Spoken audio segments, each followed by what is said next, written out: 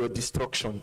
So one of the ways we can make our hands contribute to our destruction is by not paying attention to medical precautions, which is what we are here to talk about today. May Allah subhanahu wa ta'ala continue to protect us. There are many other verses, but we won't go into that because of time. Then regarding the hadith, in Jami at-Tirmidhi, hadith number 2517, I'll just pick the important aspect of the hadith because it's kind of long. It says, حدثنا المغيرة بن أبي قروة السدوسي قال سمعت أنس بن مالك يقول قال رجل يا رسول الله أعقلها وأتوكل أو أطلقها وأتوكل قال أعقلها وتوكل. So Anas bin Malik narrated that a man said, O Messenger of Allah, shall I tie it and rely upon Allah, or leave it loose and rely upon Allah? And the Prophet sallallahu alaihi wasallam said, tie it and rely upon Allah. So Mustapha, the popular hadith, tie your camel, tie your camel. So tie your camel, take care of yourself, take medical precautions, protect your health. And the second hadith, before we move into the lecture proper, was by Abu Hurairah رضي الله عنه قال قال رسول الله صلى الله عليه وسلم من نفس مؤمن كربة من كرب الدنيا نفس الله عنه كربة من كرب يوم القيامة ومن يسر على معسر يسر الله عليه في الدنيا والآخرة ومن ستر مسلما ستره الله في الدنيا والآخرة إلى آخره. The hadith is very long, but where I want to pick from this hadith was Abu Hurairah reported that Allah's Messenger sallallahu alaihi wasallam said, he who alleviates the suffering of a brother out of the sufferings of this world, Allah subhanahu wa ta'ala will alleviate his sufferings from the sufferings of the day of resurrection. So that's one part of the hadith. One of the ways we could alleviate the suffering of our brothers and sisters in Al-Islam is giving them medical advice, because health is something that is not domain specific, it is applicable to everybody. So we all have our health to take care of. So that's a way. So I'm just saying it in advance that when we've had some things from the lecture today, it is hoped that those that are not here today would hear from us what we've learned today, such that perhaps in advance we could be protecting our brother in one way or another, alleviating whatever suffering our brother is supposed to suffer. And I pray Allah subhanahu wa ta'ala rewards us abundantly for that. Then the hadith continued, and he who finds relief for one who is hard pressed, Allah would make things easy for him in the hereafter. And he who conceals, that's not related to this lecture, but it's part of the hadith. So the Quran verses we mentioned and the hadith just shows the importance of reminding ourselves on topics like this. May Allah subhanahu wa ta'ala accept it. Now to the topic of today, preventing traumatic head injuries, a community approach. The reason is raising awareness for safer lives. So I may be the one talking, but it's my father here that is presenting indirectly, because I was with him yesterday. In fact, he literally refined the presentation for me, and he's going to correct me if I make mistakes. So please, I'm not the one talking, it's Professor Braimoh. I'm just talking on his behalf because I feel like talking and he permitted me. So I hope that makes it easy for us to pay attention and learn from whatever our father is saying through me today. So why the topic? We might look at what's our business with traumatic head injuries? Are we in the medical school? Are we in the nursing line? We have no business with it. But it's just observed that majority of our fathers and mothers here today, we do businesses, we drive cars, and we have children that have motorcycles, and different aspects of our life that poses a very, very significant risk to traumatic head injuries. And personally, as a student, we've seen it firsthand in our teaching hospital in the school, where we see lots of patients come with traumatic head injuries. So, and it's a problem. While we've seen many organizations or individuals raise awareness about stroke, which is equally important, malaria, different diseases, HIV, different communicable diseases and non-communicable diseases, we've noticed that we don't pay attention to some things that are actually significant, but is taken not significant, and that's why we have this lecture today. So for the learning content, We are going to be looking at what a traumatic head injury is. We are going to be looking at the traumatic head injury statistics in Nigeria, what causes traumatic head injury, what are the symptoms of traumatic head injury, and we are going to focus a bit on a medical condition called shaking baby syndrome, which is abusive head trauma. And we are going to look at the risk factors to traumatic head injuries. We are going to have a story time. Then after then, we are going to have the question and answer sessions, which our father here will give us medical advice on that. So looking at what a traumatic head injury is, the slide, please. I should just, okay. I tried to make some eye-catching slides so everyone could follow, but Allah Mustapha, we are going to continue like that. So traumatic head injury is a condition that occurs when a sudden head trauma that could lead to injury to the brain and other structures happen. It could be caused by falls, road traffic accidents, assaults, sports injuries, shaking baby syndrome, and other factors which we are going to look at in the last. We proceed with the presentation. And it could range from mild to severe, just like we say, someone has may Allah protect us, but someone has maybe cancer of the first stage, second stage, so that's how traumatic head injury is. It could be mild to severe. So in Nigeria today as a low middle income country, according to the World Bank classification, there is a high risk for traumatic head injury. And we have some research papers that prove this on the slide, because whatever we see, it's very, very important for us to give evidence-based statistics. So some researchers have given, next slide please. Some researchers have they've done some research that's shown the TBI statistics in Nigeria, and we have one by Adeleye et al. 2017. So he's a professor of neurosurgery from University of Ibadan Teaching Hospital, and he discovered that, from what we can see on the infographics, that traumatic head injury could affect all age groups, whether children, adolescents, adults, old age, anyone can be affected. So that's the first proof that it's not domain specific. Whether we are engineers, doctors, lawyers, not in the science field, it's very, very important for us to be aware of this. And it can also affect genders, whether male or female, but the research proves that male have higher risk because males, they usually perform highly risk activities that we are going to show in the next part of the presentation. Then major cause could be due to motorcycle crash and motor vehicle crash. So we see some people, we have many Okada riders, so they are the population that have the highest risk of traumatic head injuries, basically. Then motor vehicles, so those that have cars, motorcycle accidents, motor vehicle accidents would cause traumatic head injuries.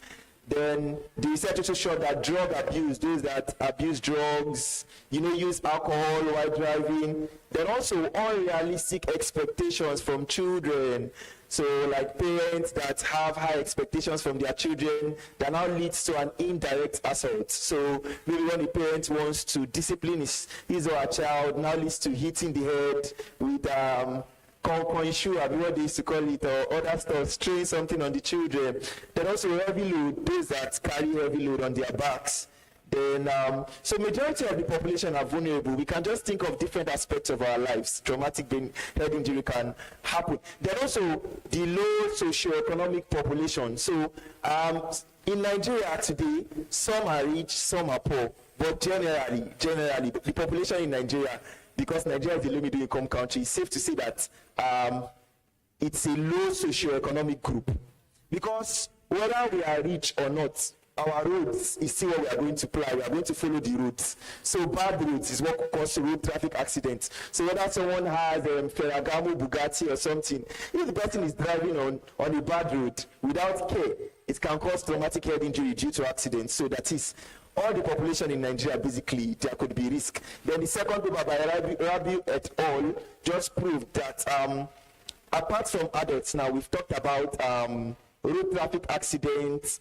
Of course, children and adults would drive cars, drive bikes for fun or for business, but children, they don't drive cars. So we may ask, how are the pediatric population, that is 0 to 18 years children, how do they risk traumatic head injuries? So this research by Arabi et al. 2022 shows that all pediatric groups, so pediatrics 0 to 18 years children, especially the adolescents from 10 to 18 years, they have a high risk of traumatic head injuries, and it could be mild, moderate, severe. And so it could be caused by, according to their research, they saw that it could be caused by motorcycle accidents. You know, some children that have bicycles, some children that have motorcycles, you know, they are just riding it without care, without caution, without monitoring. You know, they could fall down. What is the most delicate organ in our body? The brain is one of them. So when the person falls down, may Allah protect us, the head.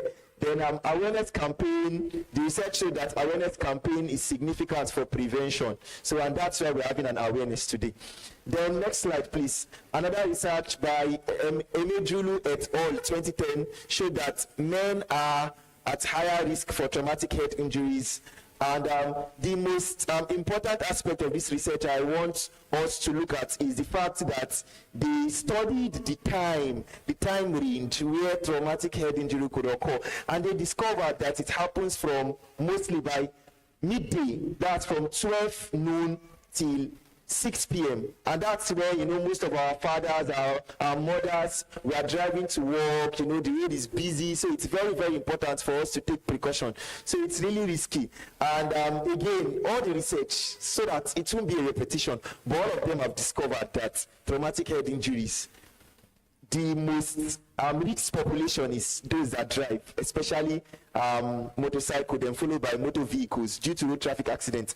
And we can see from our bad roads in Nigeria, if there is accident, the next thing is the head injury. So they discovered that mandatory crash helmets and seatbelt use is very, very important. We are going to expatiate more on that. So we see some people, it's quite unfortunate, they will be driving motorcycle, that's Okada, they won't use helmets. For example, in Ilorin now, we used to do some outreach to raise awareness. So we went for an outreach. We tagged it Crino Guard Mission. So we saw an Okada rider that said in Yoruba. So he said it in Yoruba that Oda King Kuloju Ki Kimafi Kimanira, I mean something like that. So we asked him that why is he not using helmets? He was like, it's better for me to die than for me to be causing discomfort for myself. And this is because he said the helmet used to cause heat for him. Oh man, you know, it's causing heat. I would be like, just like when we are Muslims now, as a sister, you know that it's very, very important for you to wear hijab, but you be like, the heat is too much, I don't want to wear hijab. So they're the same thing, instead of them to use helmets. And it's because they don't perceive the risk. I can remember we learned something in school, they called it health belief model. So it's like a behavioral science concept. So they said that when you have the perceived risk of something happening to you, you tend to take more precautions. So because we've had lots about HIV, that's why people are not being promiscuous again. Many women go to test for breast cancer because they know it's very, very, there is a high risk. So that's why it's popular. But many people are not aware of this risk. And that's why it's important for us to raise awareness. Next slide, please.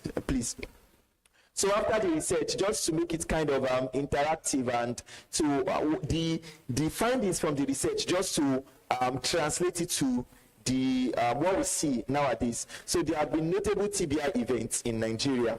So the first one we have here is a man called Kel Strong Mabata. So in December 2014, he was attacked in Delta State. And he's like people that they call bad belly. I don't know who he offended, but I spoke to him personally. Like we chatted, in fact, we are going to talk today again. So he was telling me his story. So he said they just decided to set him up. They wanted to kill him. So they set a trap for him. He fell, so it led to a severe traumatic brain injury. So he had paralysis in his right side of his body. He could not move it at all. So he could not talk. Then he underwent multiple brain surgeries. I think he had 7 surgeries. That's how severe it is. He had 4 in Nigeria and 3 in the United States. And even now, he's still suffering from some hearing. Like, it's not normal totally, but it's still okay, alhamdulillah. So, even the surgery he had, It was an European neurosurgeon that was in Nigeria. So I think his daddy was a doctor. So, and he's from a rich family. So they quickly mobilized the neurosurgeon, sharp, to do surgery for him. But imagine somebody that's, I don't know anybody, how to be learned, someone that suffers the same thing. Most probably it is death. Because in fact, they were on his case, 7 surgeries. Apart, the 7 surgeries he had were 7 neurosurgeries for his brain. He also had dental surgeries to fix his tooth, other surgeries, ENT, like, but the 7 was for neurosurgery. He also had other surgeries. So that's how severe it is. So now, what the guy is doing is he sponsors rehabilitation, he raises awareness because he has named the risk, he has experienced it firsthand, and he knows that it's just Allah subhanahu wa ta'ala that saved him. So next slide, please. The next person we have here, unfortunately, we won't see the picture because of PowerPoint issues, is in 2017, there is a man called Ben. He suffered traumatic head injury following a road traffic accident. And we said that road traffic accident poses a significant risk. And after over a year in the hospital we are talking about here is not in Nigeria, it's in the UK. So most people that are even surviving is because they are traveling abroad. So, and urgent travel. So I would like imagine someone now has, due to less precaution, someone has head injury. Most probably the person will die if he's not able to maybe fly out, or there is no money to quickly mobilize a neurosurgeon. Because in Nigeria today we have just less than 200 neurosurgeons serving above 200 million population. That's like 1:1 million neurosurgeon to citizen ratio. And the WHO recommendation is 1 neurosurgeon to 100,000 citizens. So that means there is a significant deficit. So I think in River State, maybe they are just 2 or 1. I don't even know, but they are not up to 3 in River State. So that means if something like that happens in River State, they have to start looking for somebody, and it's money.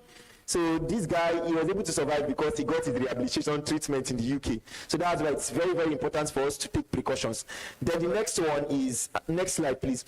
The next one is a survivor from the United Nations building crash. I think it was in 2010 that occurred in Abuja.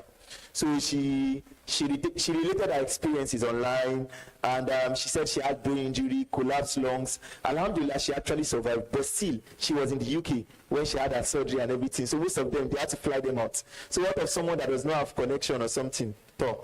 Then the next one, which is the last one, happened here in Port Harcourt. Next slide, please. 7 years ago, so a little boy went into Shell Nigeria's health facility in Port Harcourt for an appendicitis operation, but left with a life-threatening brain injury. So maybe the surgeons, they made a mistake during the surgery, Allahu Alam. I don't still know the detail of the story, but I just saw it and I saw the video, the documentary online.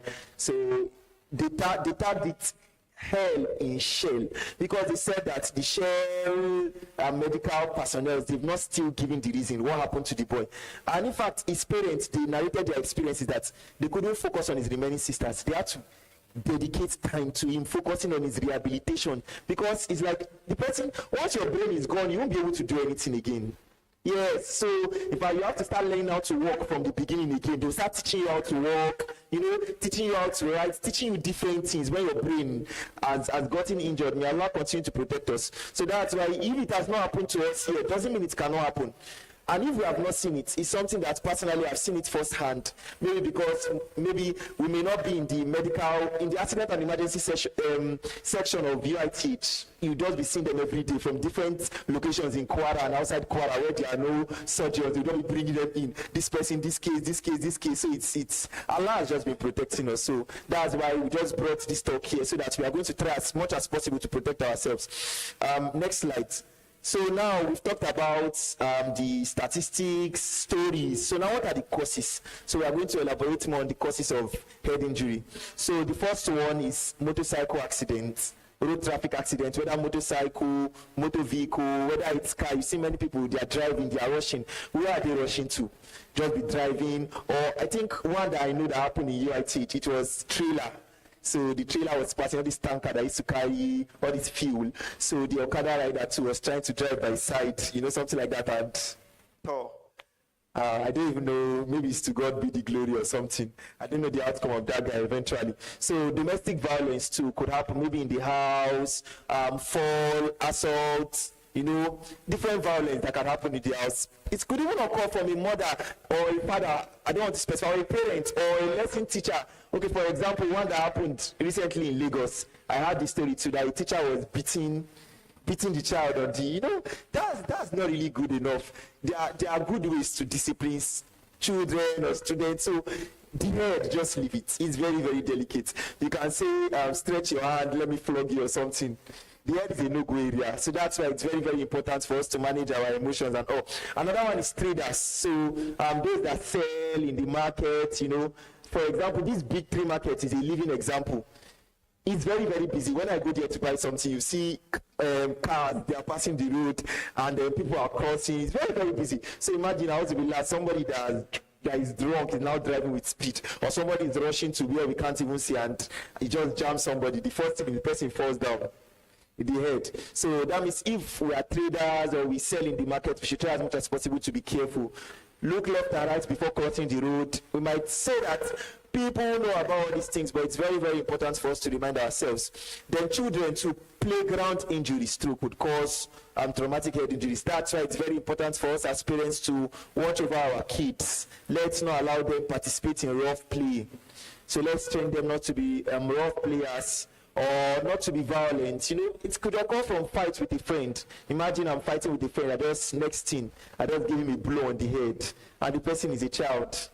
So it could occur from anything. Just think about it. Drug abuse too. Those that drink alcohol, of course, as Muslims, we are not supposed to be drinking alcohol. So drug abuse could lead to traumatic head injury. And we've mentioned this before too.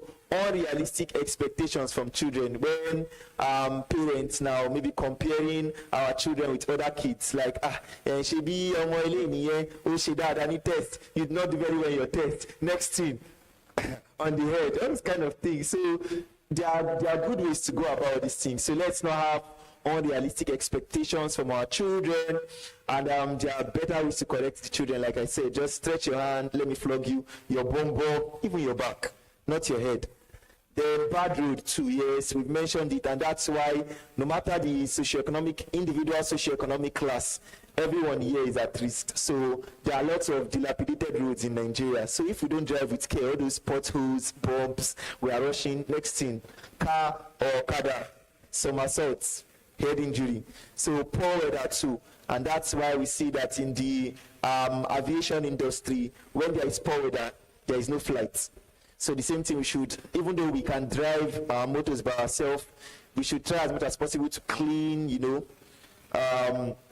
our windscreen before we drive, and we shouldn't drive when there is bad weather, or in the night too. We shouldn't drive in the night without a light source, because it could lead to accidents.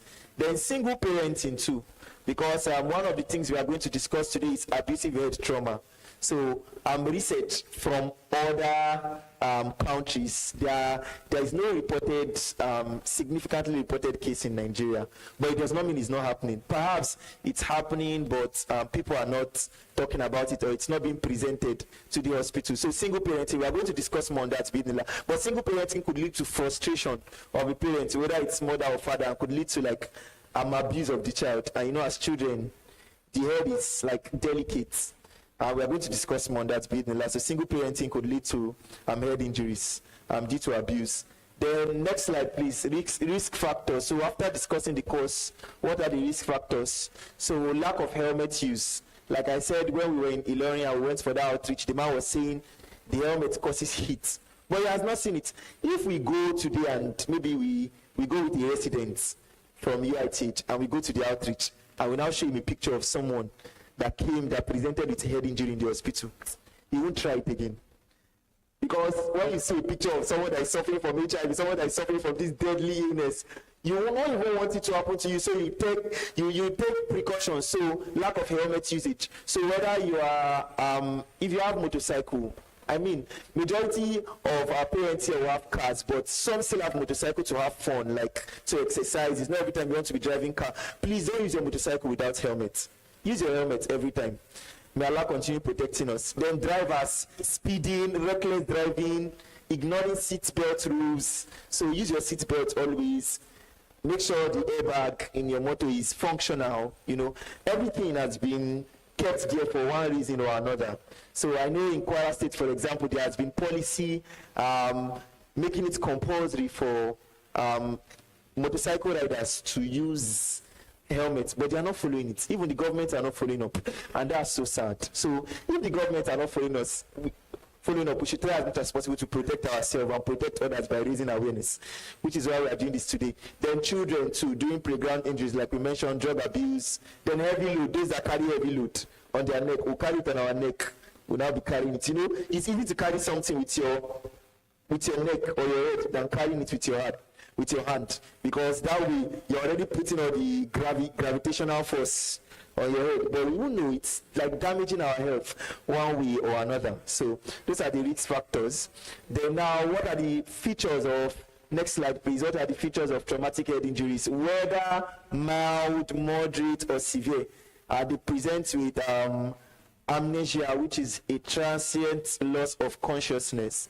So headache, dizziness, ranging from mild to moderate to severe symptoms. It could even lead to death, of course. So those are the symptoms of traumatic head injuries. Next slide. So this is where I've been mentioning shaking baby syndrome. So it's a condition called abusive head trauma. And it's very, very important for us to take note of this today, because we have our grandmothers here, grandfathers, they have grandchildren, we have women of reproductive age here, they have babies. So one way or another, everyone here takes care of babies from 0 to 2 years old or more than that, high-risk population. So it is a form of traumatic head injury caused by violently shaking an infant. So whether some parents can even do it innocently. You are playing with the child, but you don't know you are harming the child. So, or maybe due to frustration, oh, this child is crying, to just drop him or something. So it's not good. So it could be caused by ignorance and caregivers' frustration due to cry and stress. Cry is the normal thing for a child. If when a baby is born and the child does not cry, they'll be like slapping the child must cry. So it's a normal thing if a child is crying, but it's understandable that if a child is crying so much, it could frustrate anybody, because it's very, very depressing and stressful. But there are better ways for us to like take care of the child than just shaking the child or innocently or violently, right? So and the symptoms may not appear immediately, and that's why while there have been numerous studies talking about shaking baby syndrome, also known as abusive head trauma, in countries like the US, Canada, India, and other countries, I think there is just one study, not even significant, talking about it in Nigeria. And I can remember when I asked a pediatric surgeon in our hospital, he was like, it may be happening, but maybe no parents in the right senses who want to harm the child. So it can even happen by just playing with the child, but we don't know that we are violently playing with the child. So, and we said that the symptom does not appear immediately. So that means if you believe no harm has happened to the child, you won't take the child to the hospital, right? So that's even why it's very, very low, there is no case reports talking about it. But it does not mean it cannot happen, right? So the consequences could include brain swelling, blindness, death, or even other traumatic head injury symptoms. Perhaps maybe a parent has violently shaken the child, play with it. You now notice some irrational symptoms in the child, and you now be like, in demo or something, you keep harming the child. It's not good enough. It might even be that maybe the child already has abusive head trauma, right? So never shake a baby violently, no matter how frustrated you feel, because the skull protects the brain, and the brain develops the more we grow. So as a child, they have a larger head circumference compared to their body. So I say when you carry a baby, you'll be holding the head, because the neck is it's not even rigid or stable. So imagine now someone is frustrated, just shaking the baby. You are not even holding the neck or something. Something could happen. So you should try rocking, swabbing, often a pacifier. Play lullaby. What is it called for the child? Use all these toys for the child. Use different things to entice the child, or give the child to someone to carry, or seek help if you are frustrated. But never bully a child, even maybe out of frustration. You may feel you are not trying to cause harm for the child, but you are causing harm to the child indirectly. Next slide, please.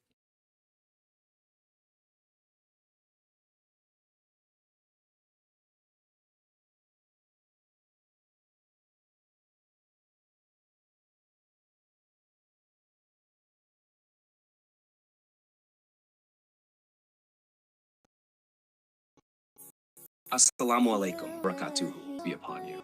Al-Allah mission is where managed education with compassion, who will make a care, support, and guidance, helping our children heal, learn, and thrive.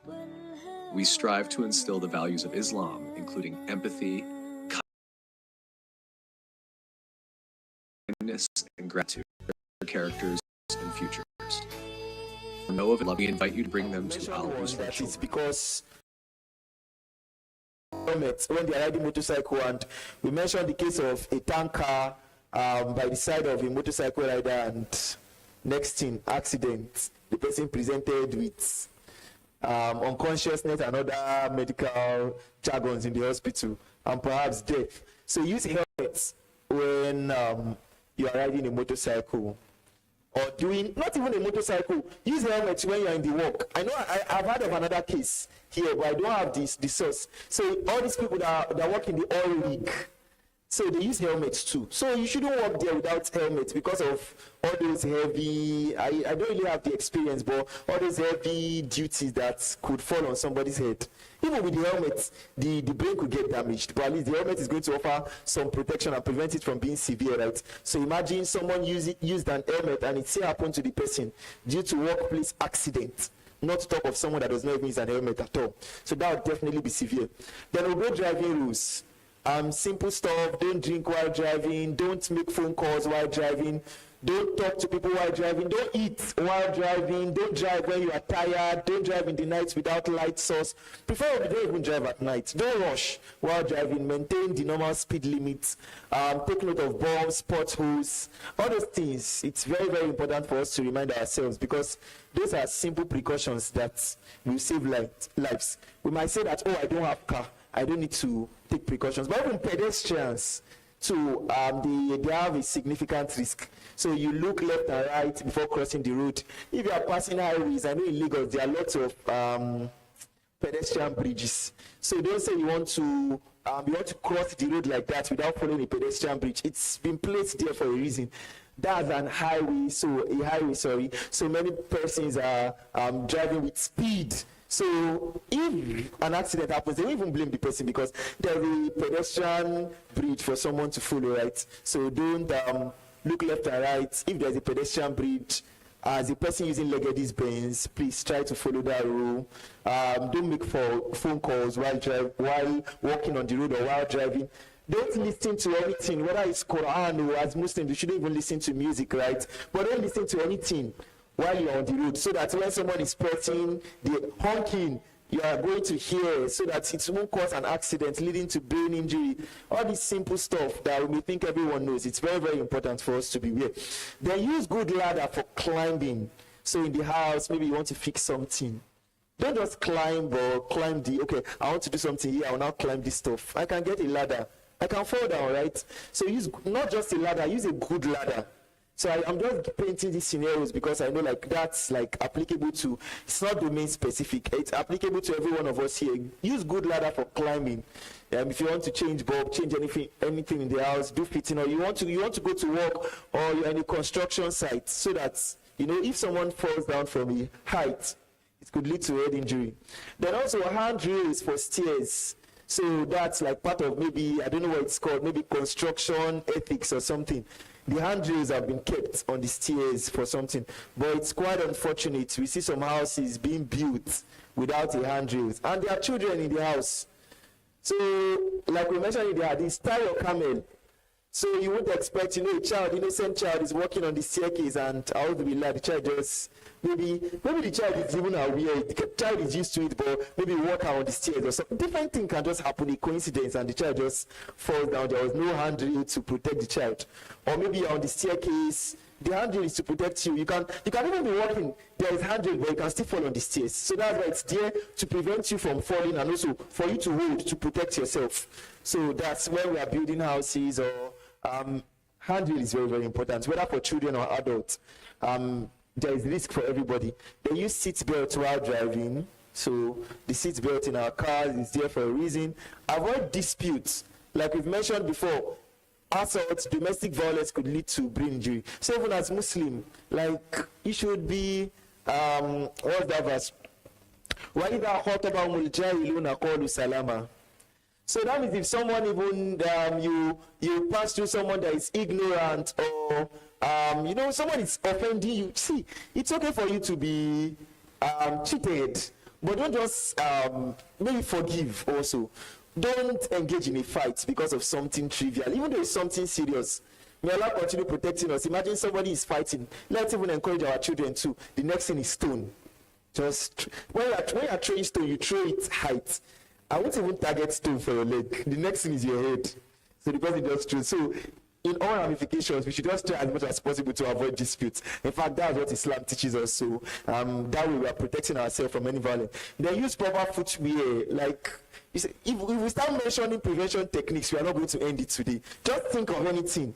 So our footwear has been like manufactured to prevent us from, to allow stability on the ground, right? To prevent us from sliding, So we should try as much as possible to use proper footwears, and also like under use proper footwears too, we should clear different things that could cause falls. We've mentioned that traumatic head injuries could be caused by falls. Banana peel, for example. Some people don't eat banana, they will not throw it on the floor. Maybe I ate banana, maybe I'm very silly now. I ate banana, I threw it on the floor in the mosque, and someone was passing innocently, and the person just smashed it, and the person just fell down. And the next thing, so you can see it's very, very applicable. So, and there is even a hadith where some of the Sahaba came to meet the Prophet sallallahu alaihi wasallam that ذهب أهل الدثور بالأجور. So I won't mention all the hadith because of time, but that when said that the wealthy people have gone with all the rewards.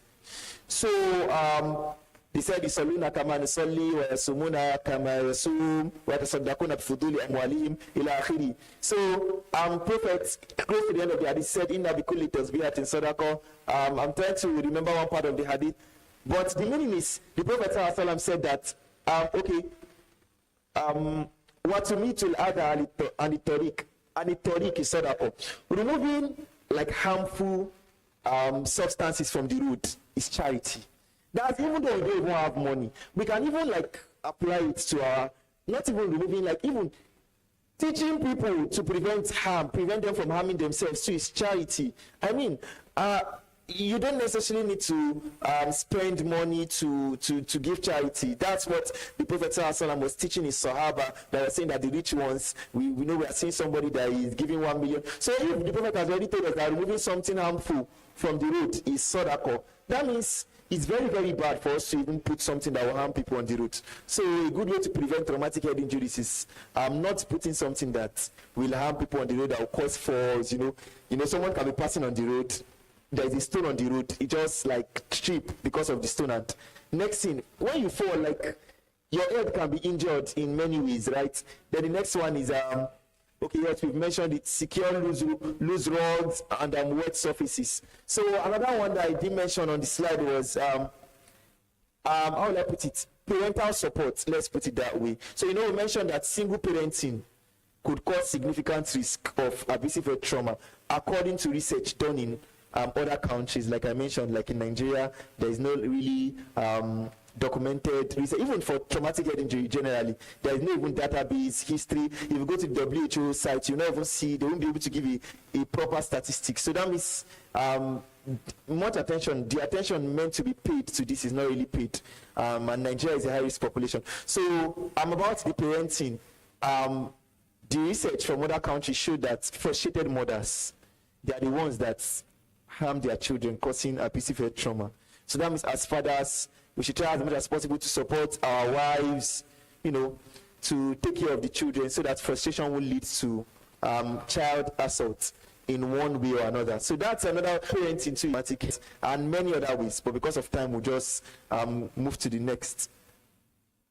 So I think that's it for the presentation. If we are to talk, like I said, if we are to talk about the causes, risk factors, different things, in fact, we won't end today.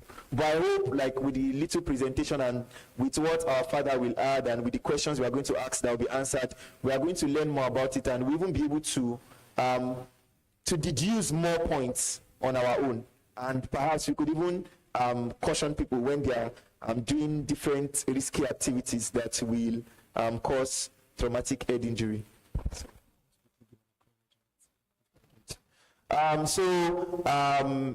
This presentation is supported just like an acknowledgement.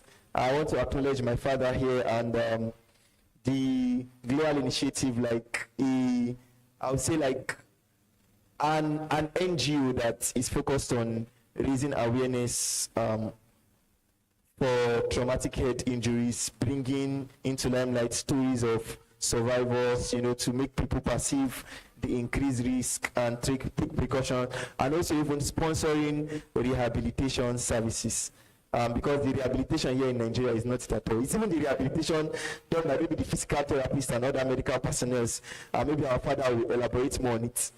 That's the most, after the surgery, that's the most delicate part.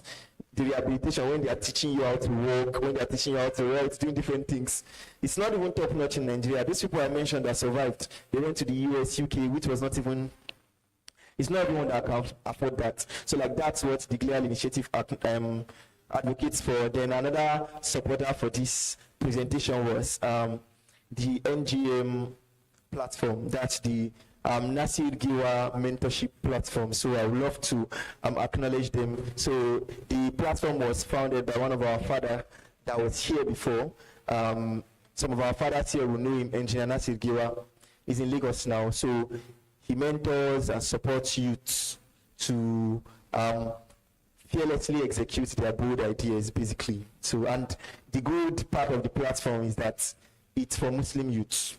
So I'm also a member of the platform and I've benefited a lot from mentorship, trainings, different things. That even makes it easy for us to speak today. So NGM events that I want us to be aware so that maybe our children can benefit from it and maybe the youths amongst us can also benefit, just like I'm benefiting from it. So if we check online, Nasir Giwa mentorship platform, we see the website, how to join the platform, and every year they have conferences. So in Lagos, they've been holding it for the past 3 years. Like, personally, I'll call it one of the biggest Muslim youth development conference in Nigeria. So the amazing part is that it's for Muslims. So like, that's amazing. Like, we are not forgetting our religion and we're helping people build their future. So the conference this year is coming up, I think October 21st. And the theme for this year conference is Bold Ideas, Fearless Execution. So I summoned up courage personally to meet my father here. In fact, it's very, very difficult to meet our faculties in school. You cannot even look at your professor in school. You cannot talk to them. This year there's going to be a pitch for the secondary school students where they submit their ideas and they even get it funded. And that will even get awarded friends to encourage them and to even increase their visits. And last year there was an startup pitch where the mentorship platform called for small medium enterprises. They should come pitch their ideas, they get it funded, they get to interact with top stakeholders like bankers that are Muslims, politicians, even people that could invest in their businesses. So, and many more that NGM does, mentorship for secondary school, scholarship application guide, job recruitment, those are even looking for many things. So I just wanted to bring this to our awareness because they were even one of the persons that made it easy for me to meet my father here and come for the presentation today. So yeah, may Allah subhanahu wa ta'ala make it easy for us and accept the presentation as an act of ibadah. So the next on the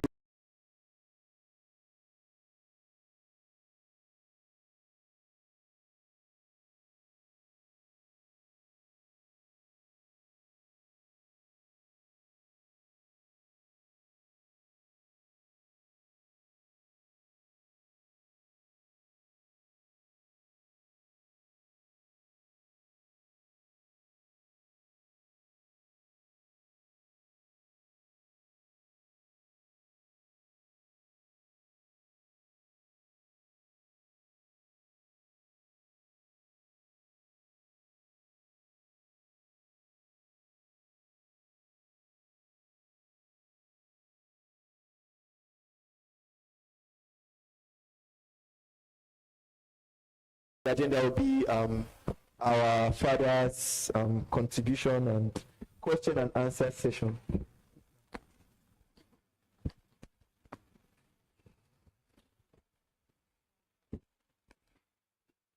Yeah. I want to thank you, Mubarak, for your lecture. Permit me to say at this point that medicine is very complex. Because of its complexity, you have 1,001 area of specialty in medicine. There is no area of medicine that do not have specialization, area of the body. You have just the blood vessels. There are doctors who specialize in blood vessels. Medical, surgical. And that's how it is. So there is area of medicine called neurology or neurosurgery. Our brother has interest in that area. So because of his interest in this area, that is why he's driving a presentation, raising awareness in this area. We may not know the importance of this. Some time ago, about 3 or 4 years ago, one of us here was in a state of coma. And we were looking for a neurosurgeon to see. As of now, we have only 2 neurosurgeons in Port Harcourt. But at that time that this incident happened, one of the neurosurgeons was outside the country doing training. So in other words, we had only one. And then do you know the implication of having one neurosurgeon in the whole of Port Harcourt? It means that if you have problem in the maxillofacial region on the head, the doctor may not be able to see you. Not that he or she does not want to come, but he or she is not able to come because of number of persons waiting to be seen. So we need to encourage our younger ones that are interested in this kind of area to be focused and encourage them to go into this area of specialization. This also brings to mind, I want to congratulate the Al-Usrah Ummah. They have done very well in terms of pushing our children to pursue academics. Not just pursuing academics. Recently, a number of our children are going into medicine. And it's a welcome development. And why this is a welcome development, not just medicine, nursing, optometry, physiotherapy. Why this is very important is that I spend 40 to 50% of my time in the teaching hospital trying to sort out Muslims who come to the hospital. 40 to 50% of my time, my working time. And why is this so? Because when we come to the hospital, particularly those of us coming with our wives, the doctor, please, I want a woman to see my wife. Where is the woman going to come from? When we prevent our own female doctors to be children to be doctors. We don't want our children to go into medicine. We don't want our children to go to school. And we come to the hospital, the same person will come to the hospital and say, I want a female doctor to see me. Yours is not going to be a female doctor. So, that means we should encourage our female children. We should encourage our children to go into this area of specialty so that when we come to the hospital, if you are a female Muslim woman, you can have your female daughters addressing you or addressing to the problem. If you are a man, you can have a male Muslim addressing your health challenges. Now, let's come to this presentation. When you talk about head injury, I'm sure most of us do not even know the significance of this presentation. The head, permit me to use the word, is the most important structure in the body. Every activity that takes place in the body is controlled and regulated in the head. Every activity that takes place in the body. You are able to move your hand. You are able to move your leg. You are able to eat. You are able to smile. You are able to interact with your wife. You are able to interact with your children. All these activities are controlled in the head. In our elementary biology, we all know that they used to teach us, and it's still being taught, sex organs. Where are the sex organs located? The ear, the eyes, the tongue, the nostrils. They are located on the head. Above all, the brain that regulates all these activities is also what? It's also located in the head. So that tells us the importance of the head. So any injury to the head can affect the functionality of the individual being. And that is why when an individual has trauma, they are involved in a road traffic accident, they say he cannot walk. Even when the legs are intact, there is no fracture of the limb, there is no fracture of the bone, but he cannot walk because the spinal cord is damaged. Is it not? So that emphasizes the importance of the head. And that is why he has brought for this presentation for us to recognize this importance. So we must jealously guide, we must jealously protect this part of the body that is responsible for all function of the body.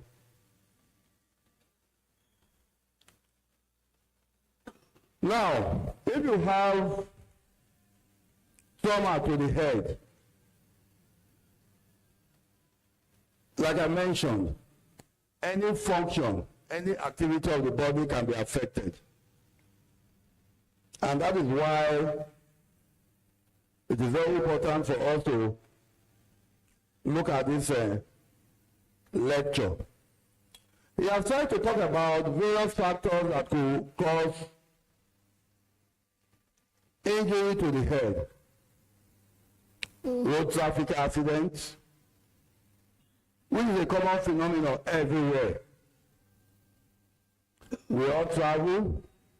Even when we don't travel, we drive within the town, within the city. We could be involved in road traffic accidents.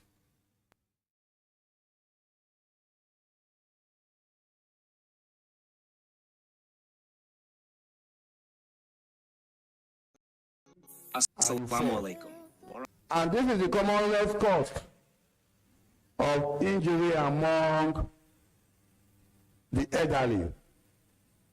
Because as we become old, our reflex activity, that is our ability to react to situations, decreases.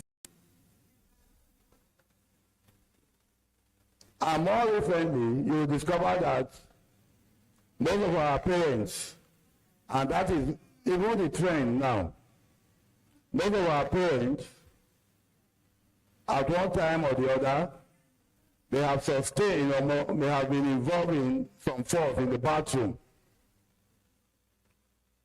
And that is why now, globally, the trend is don't use bathtubs.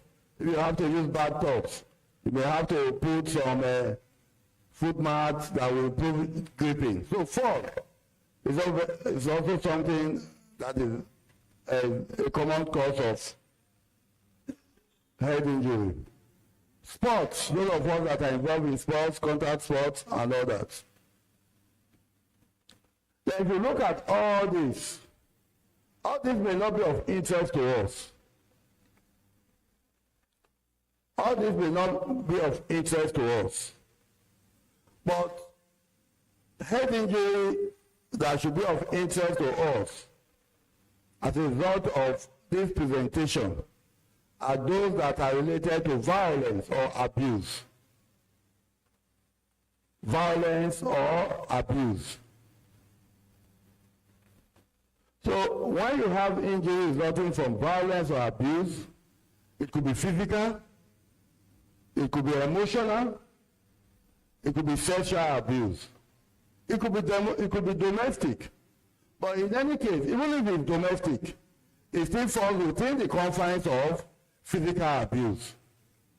It still falls within the confines of physical abuse. But for the purpose of this presentation, we are not going to be looking at emotional or sexual abuse. But it is important for us to note that even if there is sexual abuse, there is emotional abuse, it still has component of physical abuse. For instance, when a lady is going to be raped, in some situations, the lady may have to protect herself by using objects on the man. Or when the man on his own is not even able to subdue the lady, in some situations, it may be hostile enough to also use weapon on the lady to subdue her. So it still comes to physical abuse. When you have emotional abuse, the same thing. Emotional abuse involves the use of verbal words, behavior, to affect or to talk to somebody. So when we abuse ourselves, we may end up throwing blows at ourselves.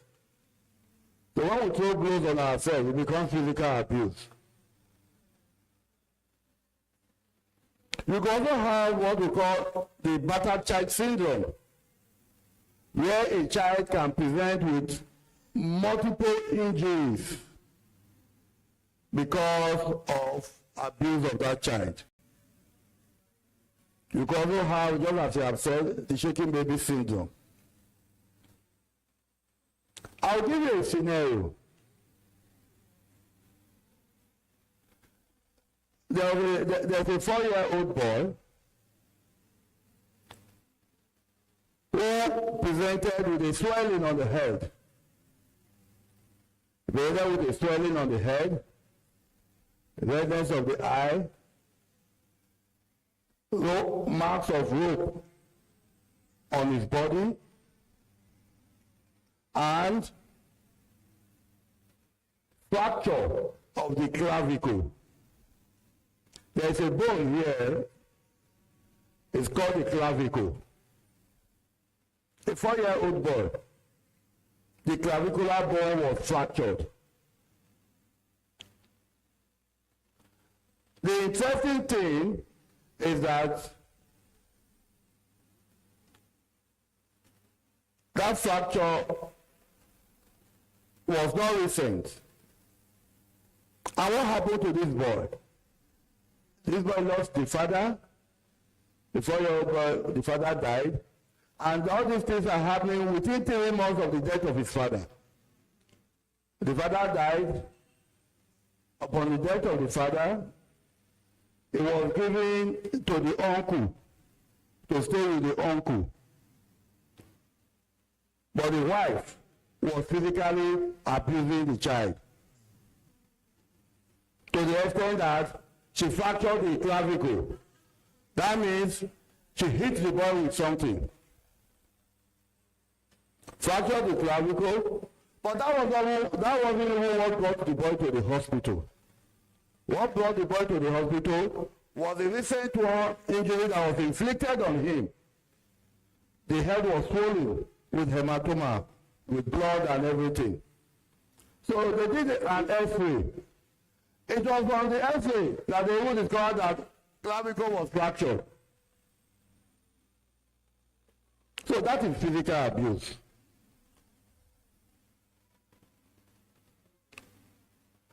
In another study, they looked at the number of children that are coming to the eye clinic at the University of Lagos. Within a period of 3 years, they saw 56 children. Within a period of 3 years, they saw 56 children with head injury.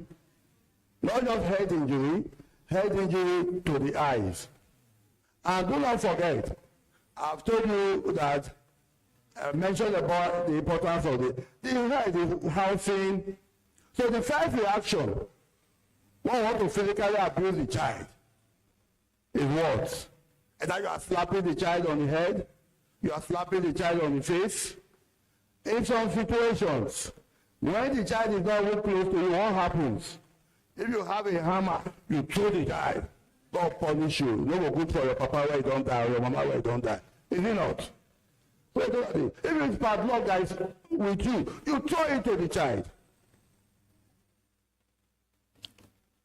So these things will always land on the face. So if it's not affecting the ear, it's affecting the eyes. We have seen situations, even slapping immediately.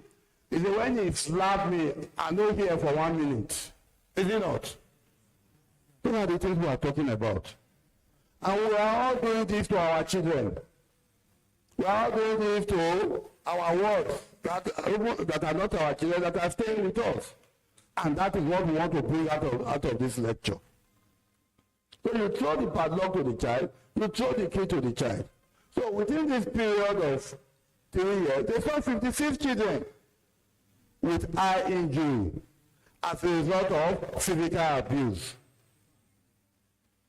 Some of these children had perforation of the globe.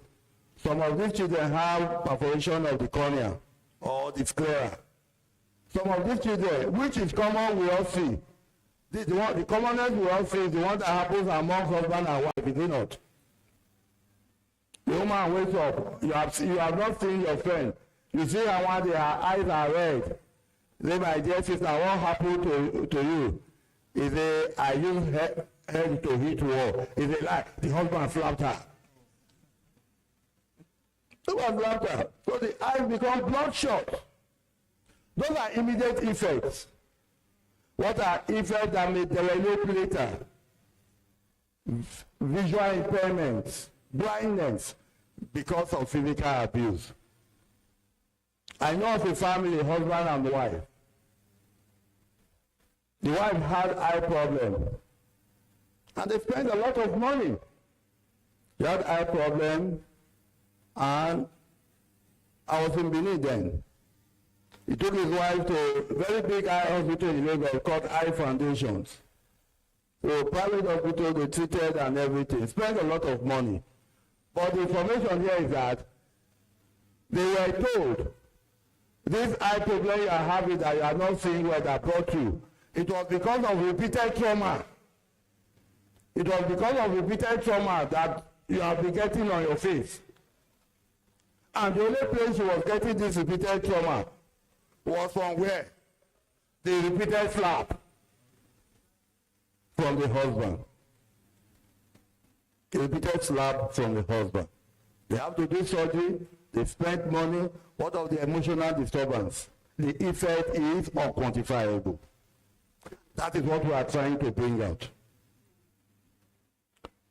So these are things that happen around us. So these children that we are seeing, they had all these various problems.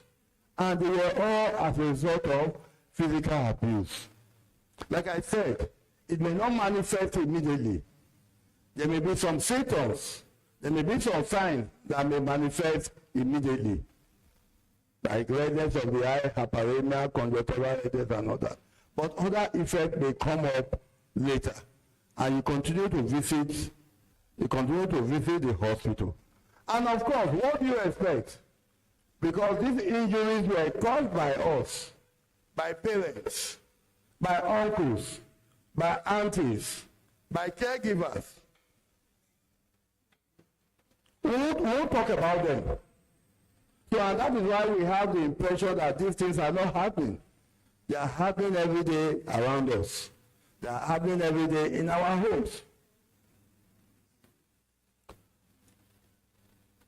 So, because of the sensitive nature of the head, because of the complexity of the head, we must avoid trying to strike our children or beat our words on the head to avoid this kind of injuries that can take a lot of financial resources from us. Most times, he talked about the shaking baby syndrome. We may not be able to relate it to what we do daily. You know, when you talk about shaking baby syndrome, and I know all of us will do it. Please come. You have a baby, you have a child. No, just stand, just stand. Sorry. What is wrong with you? Are you getting it? What is wrong with you? Sit down. He's an adult. He's able to absorb the shock. But for a child will not be able to absorb the shock. For a growing child, it is such that the neck of the child is weak. That's when you carry your child, the head will go. It takes time before they begin to steady the head. So the neck is weak. The neck muscles are weak to provide support for the head. We also know that when the child is born, you know the head is the biggest part of the body. The head is big, the brain is fully fit. So when you shake that child that way, what happens? Because the child is still developing, there is still space within the skull. The brain moves within the skull. The brain moves within the skull and hits at the back. That same fall, it comes back again to the front and hits at the front. And the child begins to have problems. You may not know. I know that cry that your child is crying every day. First, you don't even know what is causing it. You don't know whether it is the disorientation that you have even caused to the child. That is one aspect. So that is what we are talking about. Now, we as parents, we as mothers, we are in the habits of doing all this. When a child is crying, the child is having one problem or the other, you get worried, you get frustrated, you lose your control and get yourself involved in such an act which can be detrimental or harmful to the child. That is what we are trying to bring out. So now, there are certain things we do. It's good, but you have to be careful when we do them. Because what differentiates this shaking baby syndrome is because we say that it occurs when there is what? When there is violent shaking, forceful shaking. I remember that at times too, when we take care of our grandchildren, or who as mothers we bathe our children, we throw our children up. Is it not? We throw them up. There is no problem when you throw a child up, but you have to be what? You have to be careful about it. Right? Gentle tossing into the air, just small, straight, not shaking. And that is what we are talking about. All those things, the reason behind what we do is simple, which is good in any case. A baby will sleep 24 hours all day, always sleeping, is it not? You know, there are certain things we do, but locally, that we do not even know the implication. It may be good, it may be harmful. But in this case, what we are doing is good.